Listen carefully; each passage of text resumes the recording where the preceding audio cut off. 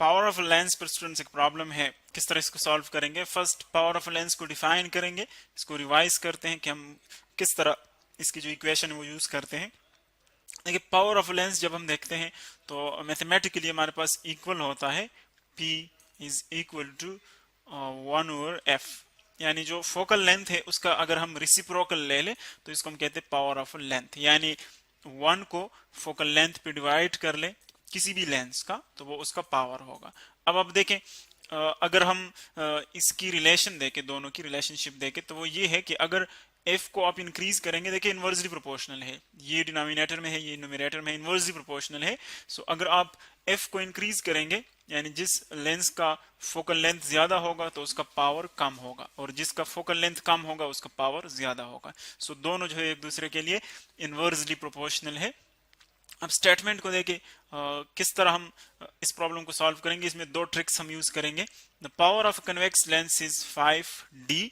5d यहाँ पर जो हमें डेटा गिवन है, देखे पावर जो है ऑफ लेंस वो हम डायोप्टर्स में मेजर करते हैं। डायोप्टर्स इसकी यूनिट जो है वो डायोप्टर है, तो हम लिख लेंगे p पावर ऑफ लेंस वो हमें गिवन है वो कितना है 5d। कैपिटल D जो है इसके यूनिट का सिंबल है, और एक्चुअली D हम यूज करते हैं किसके लिए, डायोप्टर के लिए। डायोप्टर ये इसकी जो यूनिट है पावर ऑफ लेंस की उसको हम डायोप्टर कहते हैं, और सिंबल उसका है capital D। At what distance the object should be placed, object को हम कितने डिस्टेंस पर रखें, यानी हमने ऑब्जेक्ट जो स्मॉल p है वो कैलकुलेट करना है, कितने डिस्टेंस पर ऑब्जेक्ट को रख के from the lens so that its real and 2 times larger image is formed।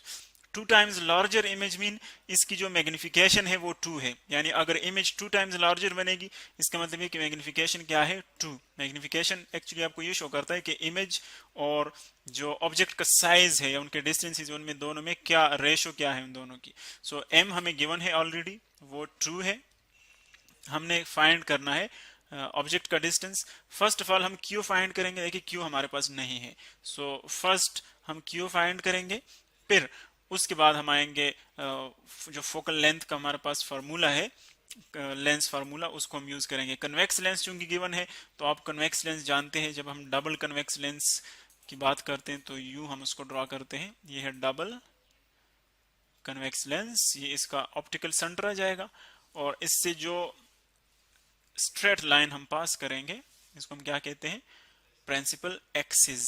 Principal axis यहाँ पर आप इसकी प्रिंसिपल फोकस इसका कंसीडर कर लें, ये ऑप्टिकल सेंटर है O, और इनके दरमियान जो डिस्टेंस होगा O और F के दरमियान उसको हम कहते हैं फोकल लेंथ, और ये आ जाएगा स्मॉल f।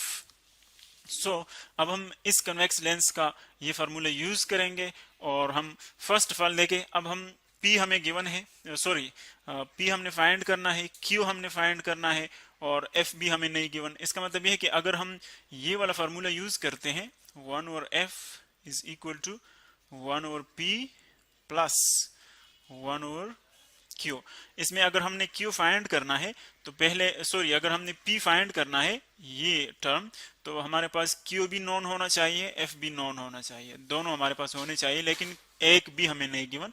सो फर्स्ट हमने F फाइंड करना है, फिर Q फाइंड करना है, और उसके बाद हम ये फार्मूला यूज करके P की वैल्यू कैलकुलेट करेंगे। सो F हम किस तरह फाइंड कर सकते हैं, देखिए पावर हमें गिवन है पावर ऑफ कन्वेक्स लेंस, और अगर हमें पावर गिवन हो तो हम इजीली उसकी जो फोकल लेंथ है वो कैलकुलेट कर सकते हैं, क्योंकि हम जानते हैं कि P जो है पावर ऑफ लेंस वो इक्वल होता है 1/4 फोकल लेंथ के। तो इसी तरह फोकल लेंथ जो है वो इक्वल हो जाएगा 1/4 पावर के, 1/4 power of convex lens. Power यहाँ पर कन्वेक्स लेंस हम यूज कर रहे हैं। सो जस्ट आप फोकल लेंथ फाइंड करने के लिए इसकी पावर की वैल्यू लिखे, पावर हमें गिवन है कितना है 5, पावर जो है वो 5 डायोप्टर है, तो यहाँ पर 5 यूज कर ले आप। और ये बात याद रखिए अकॉर्डिंग टू डिफिनीशन ये फोकल लेंथ हम यहाँ पर मीटर्स में लेते हैं, फिर उसको हम सेंटीमीटर्स में कन्वर्ट करते हैं। सो अगर आप 1 को 5 पे डिवाइड कर ले, या अगर आप इस मीटर को सेंटीमीटर्स में पहले लेके, देखिए ये मीटर है फोकल लेंथ, या अगर हम पहले इसको सॉल्व कर ले ये हमारे पास आ जाएगा F1 को 5 पे डिवाइड कर ले, सो ये आ जाएगा 1 डिवाइडेड बाय 5, ये आ जाएगा 0.2 मीटर्स, ये इसकी फोकल लेंथ आ जाएगी मीटर्स में। लेकिन अगर हम इसको सेंटीमीटर्स में देखें तो 1 मीटर में 100 सेंटीमीटर्स होते हैं, तो इसीलिए इसको सेंटीमीटर्स में कन्वर्ट करने के लिए हम इसको 100 से मल्टीप्लाई करते हैं। 100 से मल्टीप्लाई कर ले तो इसमें आ जाएंगे 20 सेंटीमीटर्स। यानी इसका फोकल लेंथ क्या होगा इस लेंस का? 20 सेंटीमीटर्स। यानी अगर हमें पावर गिवन हो तो हम फोकल लेंथ इजीली कैलकुलेट कर सकते हैं। ये फोकल लेंथ आ गया।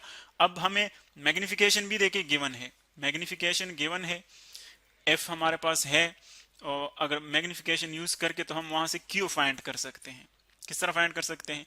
मैग्निफिकेशन का फॉर्मूला हमारे पास है, magnification is equal to distance of image divided by distance of object.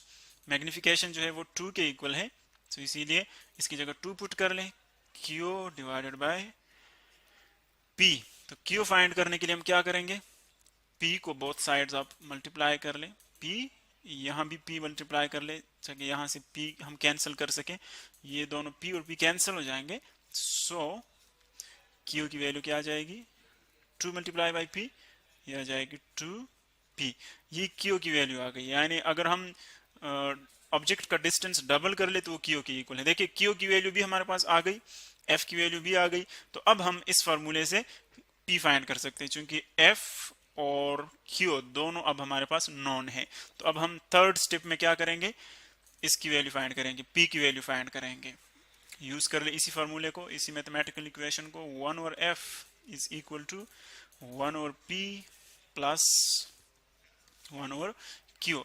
1 over F, F की वैल्यू हमें गिवन है 120, जो अभी हमने फाइंड की है, 1 ओवर 20 हो जाएगा, is equal to 1 over P हमने फाइंड करना है, और प्लस 1 ओवर क्यू। क्यू की वैल्यू क्या है? अभी हमने फाइंड की, देखें ये वाली 2p, तो इसकी जगह 2p पुट कर लें। अब अगर आप देखें यहाँ पर 1 over 20, 1 over 20 is equal to, इन दोनों का एलसीएम ले ले, 2p और 1p का, इनका एलसीएम ले ले, तो यह आ जाएगा 2p एलसीएम हो जाएगा। अब 2p एलसीएम हो जाएगा, पहले इसको इस फ्रैक्शन से मल्टीप्लाई कर ले एलसीएम को, तो p और p कैंसिल हो जाएंगे, तो 2 हमारे पास आ जाएगा। फिर इसको इसके साथ मल्टीप्लाई कर ले इस फ्रैक्शन के साथ, तो 2p और 2p दोनों कैंसिल हो जाएंगे, हमारे पास आंसर आ जाएगा 1 यहाँ पर। सो अब अगर हम देखें, बहुत सिंपल हमारे पास ये फ्रैक्शन बन गया, 1 over 20 is equal to 2 plus 1 3 divided by 2p। अब हमने चूंकि p फाइंड करना है, सो इन दोनों फ्रैक्शंस को आप क्रॉस मल्टीप्लाई कर ले, क्रॉस मल्टीप्लाई, ये 1 2p के साथ मल्टीप्लाई कर ले, और 3 जो है वो 20 के साथ मल्टीप्लाई कर ले। सो देखिए क्या आता है, 2p और 1 मल्टीप्लाई कर ले, सो वो 2p आ जाएगा, plus sorry is equal to 20 और 3 मल्टीप्लाई कर ले, सो आ जाएगा 60। अब देखिए आपने p फाइंड करना है, so both sides 2p divide कर ले, यहाँ भी ये 2 और 2 कैंसिल हो जाएंगे, ये दोनों। सो हमारे पास p की वैल्यू क्या आ जाएगी? p की वैल्यू आ जाएगी 60 divide by 2 is equal to 30। क्योंकि सेंटीमीटर्स में हमने f यूज किया है, तो इसीलिए p की वैल्यू हमारे पास आ जाएगी सेंटीमीटर्स में। ये हमारे पास ऑब्जेक्ट का डिस्टेंस आ गया। यानी अगर हम ऑब्जेक्ट को 30 सेंटीमीटर के डिस्टेंस पर रखें तो उसका जो इमेज है वो क्या बनेगा? वो उसके साइज के डबल बनेगा। और इससे पहले हमने देखा कि q की वैल्यू क्या है? वो 2p के इक्वल है, यानी p से उसका जो डिस्टेंस है वो डबल है। अगर p का हम ट्वाइस ले ले तब वो q के इक्वल है। तो इसी तरह हम यहाँ से q भी देके फाइंड कर सकते हैं, q is equal to 2p। तो जस्ट p की जगह इसकी वैल्यू पुट कर लें, 2 इंटू p की जगह 30 पुट कर लें, सो यह आ जाएगा 2 इंटू 30। सो q की वैल्यू आ जाएगी हमारे पास 2 इंटू 30 60 सेंटीमीटर्स। यानी इसकी जो इमेज की डिस्टेंस है वो हमारे पास इसका ट्वाइस आ जाएगा 60 सेंटीमीटर्स। तो ये हमारे पास इक्वेशन था, प्रॉब्लम था कि किस तरह हम पावर फाइंड कर सकते हैं, वो उसका फोकल लेंथ इस तरह किस तरह फाइंड कर सकते हैं। उन दोनों को रिलेट करके हमने डिस्टेंस ऑफ ऑब्जेक्ट फाइंड किया और इस तरह डिस्टेंस ऑफ इमेज फाइंड किया।